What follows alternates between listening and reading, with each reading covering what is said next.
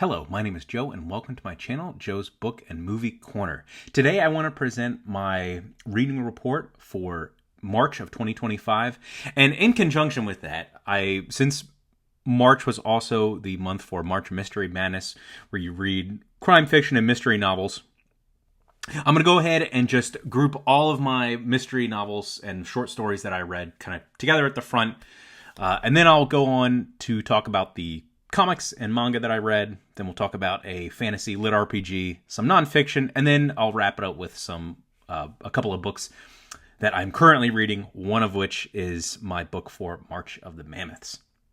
So let's get started with March Mystery Madness.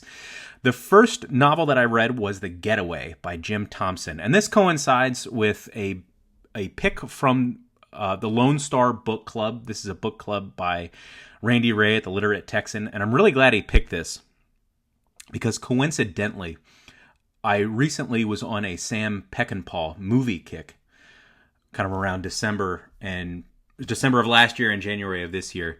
And if you don't know, Sam Peckinpah directed an adaptation of this book in the 70s starring Steve McQueen and Ali MacGraw. So I saw that movie first before reading this.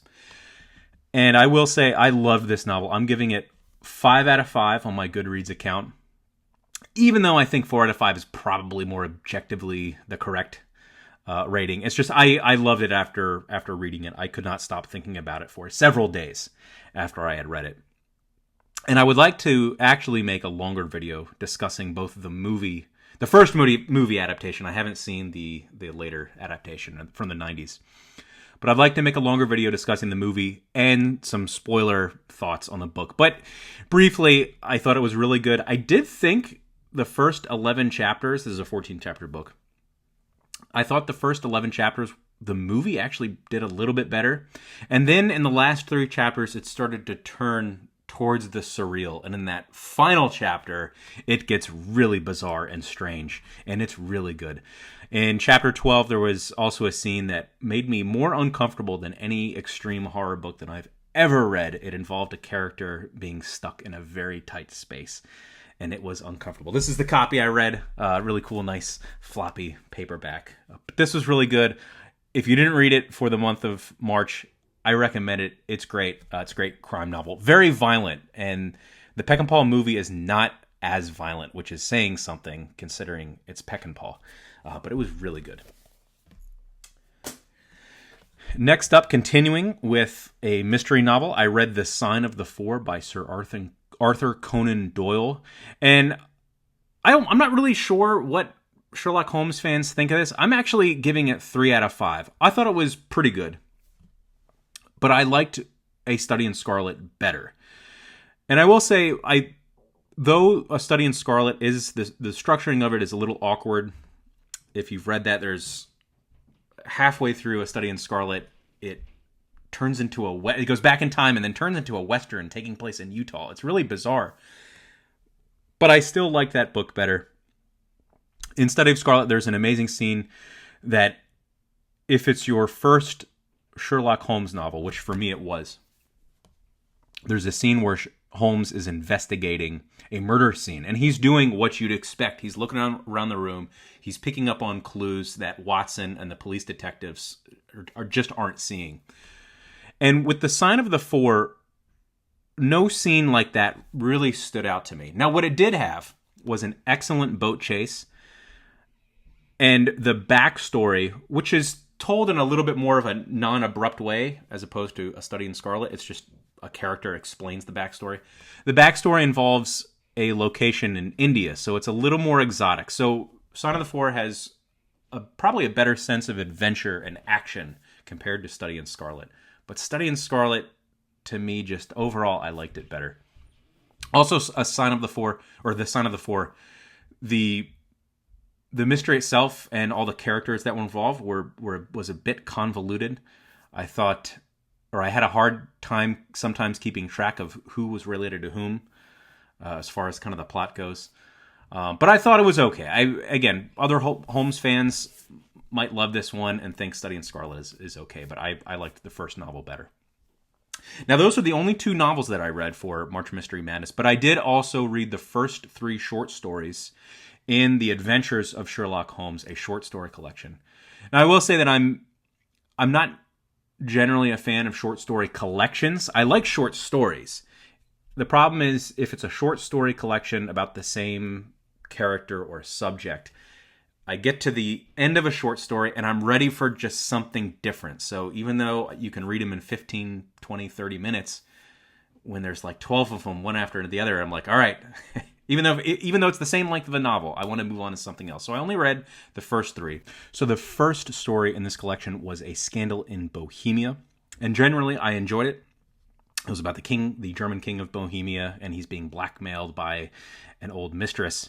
And the story ends in a very interesting and unexpected way. I did not really see it coming. Also, Holmes and Watson are working definitely outside of the law. There's even a line where Holmes says, "Hey, I hope you're okay with potentially being arrested," to Watson. So that was interesting.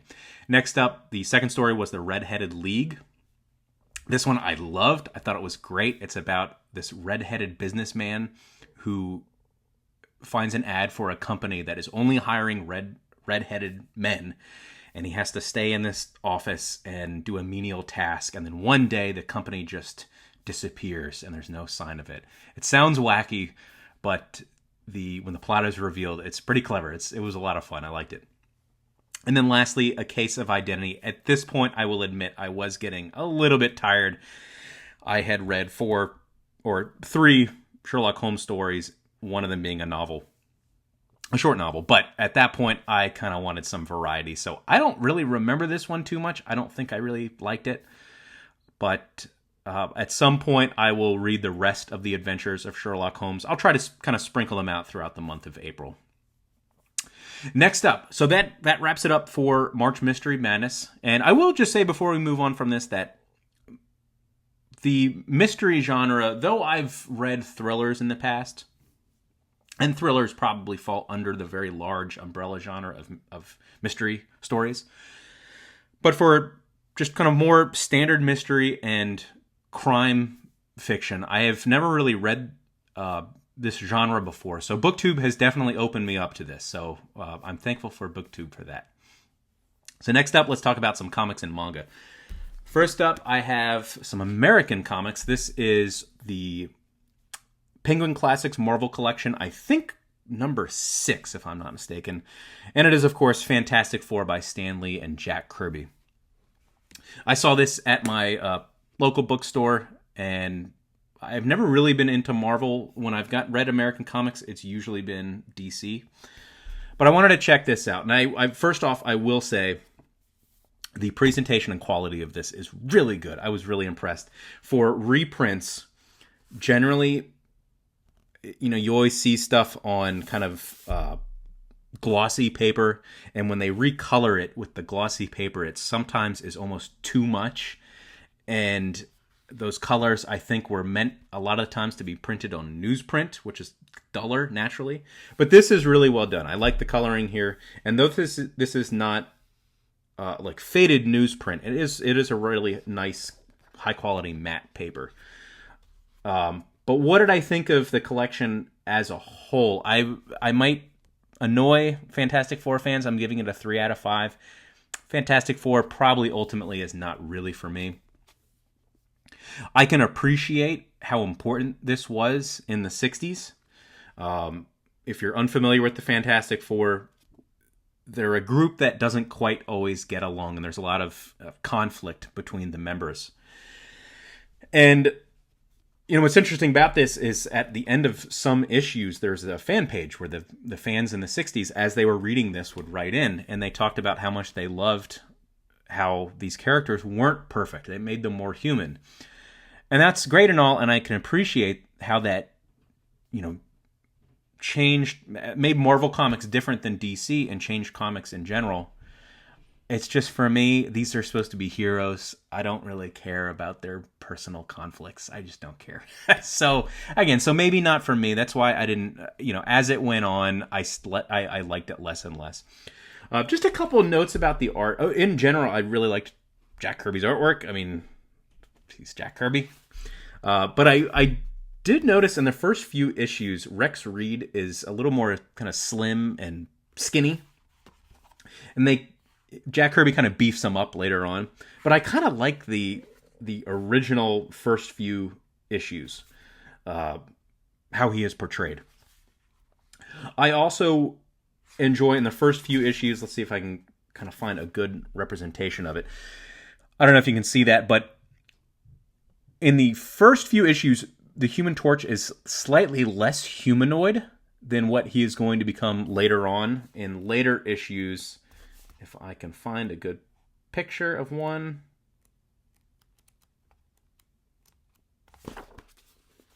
In later issues, again, I don't really know if you can make that out, but he's definitely more humanoid later on. I mean, you can even see part of his costume. So I like kind of the artwork in the first few issues a little bit better. The essays, this does, of course, have the introduction of the Silver Surfer, which was good. I did enjoy that.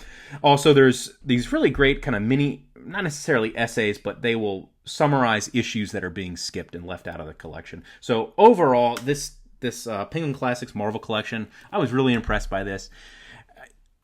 At some point, I will probably pick up another one, maybe the Avengers or the Amazing Spider-Man.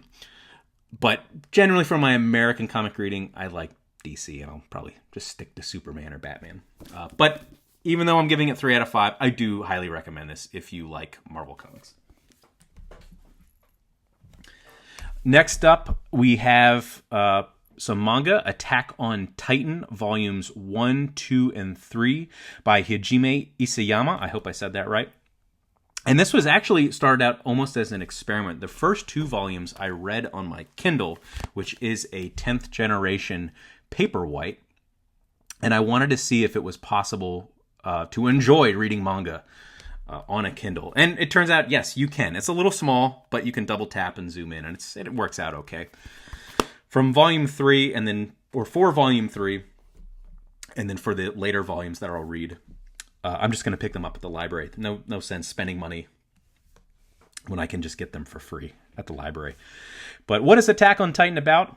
It is kind of a post-apocalyptic future where there are these giant monsters. There are these humanoid monsters that for some reason have appeared, and they like to just eat people.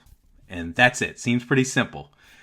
But they're terrifying, and when they attack, it's very gruesome. And the human beings really don't stand a chance against them. So what this one civilization has done that we follow, they have built this kind of fortress city with these concentric circles. And the circles are these giant walls. And it's keeping them safe for a while, but one day, the start of issue 1, a giant titan that is much bigger than the rest of them appears, and it's able to break the wall down and lets all the smaller titans in. And it causes a lot of destruction. The main character, and again, I hope I'm pronouncing this right, Eren Yeager, his mother is killed. And he vows that he's going to join the defense force, and one day he's going to kill all of the titans and avenge his mother. 5 years later, we see him join, and they ride around on these really cool, kind of these gas-powered grappling hook things that kind of shoot ropes and hooks out, and they're able to kind of fly around on these things. And I think that aspect of it probably works better in the anime adaptation rather than in the sequential art. But overall, it's really good. And enjoy is the wrong word. I've mentioned kind of this idea before, but what I appreciate is that it is violent and it is gruesome. And they'll introduce these little side characters, and you'll see when the Titans attack, a lot of these guys in the defense force are not really prepared, and they're terrified for their lives, and they're not up to it. And I feel like it, even though it's a fantasy story, it reminds me of a realistic war movie where it shows kind of like fear and terror and how terrifying this would be. So I love that. In my horror movies and in stories that involve violence, I like it when the characters show fear. That makes it more scary. And this has it in spades. It's the violence, though it's not overly gruesome and graphic, it is disturbing. And you see a lot of death and destruction. So overall, I'm rating these. Each one of these gets 4 out of 5 from me. I love them. I can't wait to read more. Next up, I read one fantasy lit RPG this month. In February, I mentioned that I read the first 3 novels in the Dungeon Crawler Carl series by Matt Dinniman. This one, book 4, is called The Gate of the Feral Gods. And like the rest of them, I'm rating it 3 out of 5 on Goodreads. But I still think that the series as a whole is probably greater than the sum of its parts. Some problems I had with this, if you've seen my last video from February, a lot of the same kind of issues that I have with it apply. One thing that stuck out with me is so to kind of re-summarize what the series is about. Aliens show up, they level the planet, and they kill most of humanity, and then there's a few million survivors left that are given the opportunity to play a kind of live action video game where they kind of go down and they descend into various dungeons beneath the Earth's surface. And there's bosses that they fight. They can form parties. They have a stat sheet in there. They have like a menu that they can pull up, and there's a stat sheet.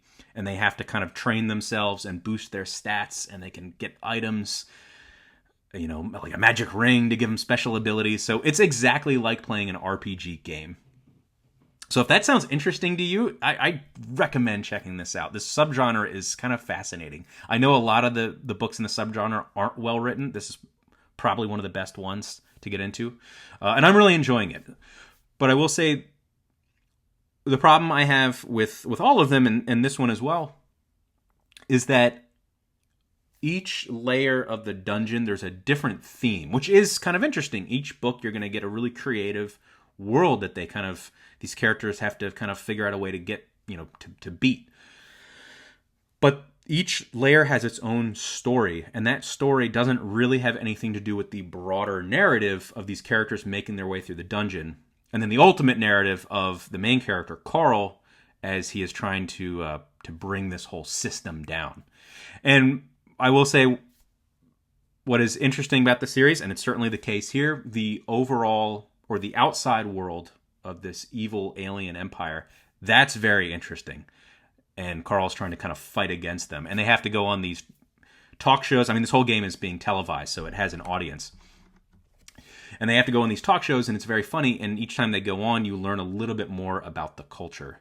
I will say in this book, I'm complaining about how each layer of the dungeon, it doesn't really matter what's going on in that layer of the dungeon, because when we move on to the next layer, it'll be just a different world, essentially. I will say that this book does have these godlike figures that are from deeper into the game world, kind of coming up into this layer of the dungeon. So it is starting to become a little more interconnected. Also, one thing I didn't mention in my last video, this book is really funny. There's an AI narrator that when Carl gets a new item or meets a new enemy for the first time, there's like a description that pops up.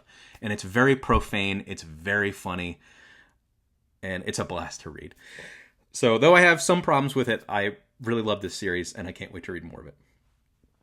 Next up, we have 2 nonfiction books. This is, if I'm not mistaken, this is my first nonfiction for this year. And both of these books are by the same author. The first one is The Nazi Menace, Hitler, Churchill, Roosevelt, Stalin, and the Road to War by Benjamin Carter Hett. I'm rating this one 4 out of 5. And what it's about is in the title. It's about the lead up to World War II. And we're going to notice a theme here in more nonfiction books. What I'm noticing that I don't really care for is I don't really care too much about reading or learning about the details of political machinations. That doesn't really interest me. But what does interest me is a nation's kind of national psychology. And for example, I mean, how could a country like Germany be attracted to the Nazi Party and Adolf Hitler?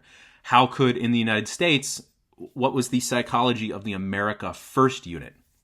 Or America First movement, excuse me. And how could they be, some people be sympathetic or outright, flat out Nazis in America? So I find that very interesting.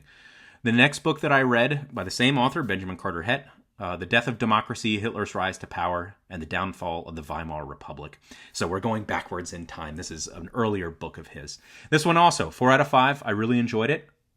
And again, didn't care so much about the political machinations, but what I did like about this, once again, that national psychology of the Weimar Republic and how many people